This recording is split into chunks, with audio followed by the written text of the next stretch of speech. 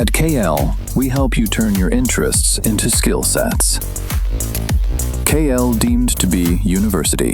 BRS పార్టీలో Harish Rao versus KTR panchayat నడుస్తోంది అన్న గుసగుసలు లీకులు కొత్తేమి కాకపోయినా తాజాగా రంగనాయక్ సాగర్ వద్ద జరిగిన హరీష్ రావు పాదయాత్ర మరోసారి ఆరోపణలకు బలం చేకూర్చినట్టయింది.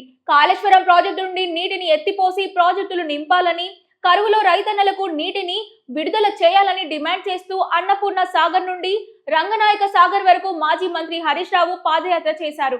హరీష్ రావు పాదయాత్రకు ఏర్పాట్లు కూడా భారీగానే జరిగాయి. భారీ ఫ్లెక్సీలు, బ్యానర్లు, జెండాలతో హరీష్ పాదయాత్ర సాగింది. అయితే వాటిలో ఎక్కడా కేటీఆర్ ఫోటో లేదు. భారీ సైజులో హరీష్ రావు చిన్నగా కేసీఆర్ ఫోటోతో మాత్రమే కనపడ్డాయి.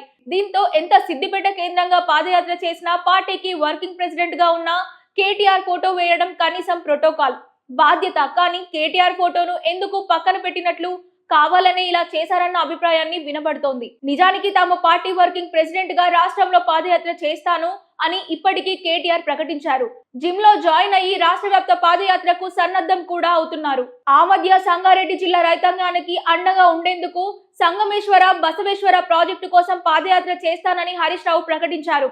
ఇప్పుడు సిద్దిపేట జిల్లాలో ప్రాజెక్టుల వద్ద పాదయాత్ర చేస్తున్నారు. పైగా పార్టీ జెండాల్లో ఎక్కడా కేటీఆర్ ఫోటో లేకుండా పార్టీలో వెనకబడకుండా ఉండేందుకు హరీష్ వర్గం ఈ పాదయాత్రలను టేకప్ చేసిందని, కావాలనే కేటీఆర్ ఫోటోను పక్కన పెట్టిందని, కృష్ణార్జునులు అని ఎంత చెప్పినా ఆధిపత్య పోరు ఎంతలా ఉందో ఇప్పుడు కనబడుతోందని విశ్లేషకులు అభిప్రాయపడుతున్నారు. గతంలో కవిత కూడా పార్టీలో కొట్లాటలు, ఆధిపత్య పోరు గురించి చెప్పిన మాటలను కూడా ప్రస్తావిస్తున్నారు.